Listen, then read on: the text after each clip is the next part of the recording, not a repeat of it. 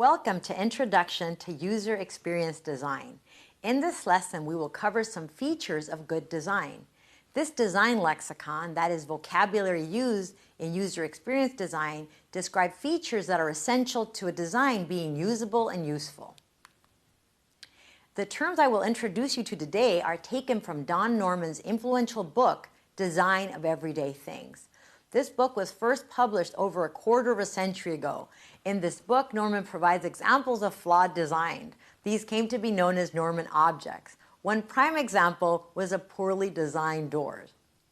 Worse yet, the notion of a Norman door is not outdated. If you search "man crashes into glass door," you will see a number of videos that show that glass doors and automatic sliding doors are still causing all sorts of trouble. We can point to three design features that are often ignored in good design. These are affordances, signifiers, and feedback. Next, we will consider what good design is and how they can be implemented. As we talked about in the last module, good design is a design that is usable. By usable, we mean that it is characterized by being effective, efficient, and satisfying to the user. Now I note that an interface is usable if the user can understand what input will lead to the desired output. For the rest of the lesson, I will discuss these features as they relate to smartphones. Here, input is related to two terms we will cover shortly, affordances and signifiers. Usable design also requires that the output of the user's actions be visible. Here, we will talk about the third feature, feedback. Affordances refer to the perceived and actual properties of the things, primarily those fundamental properties that determine just how things could possibly be used.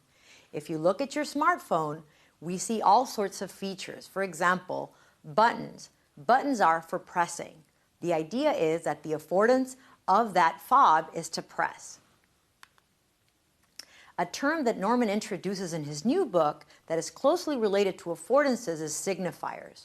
Whereas affordances tell us what actions are possible, signifiers tell us where that action should take place.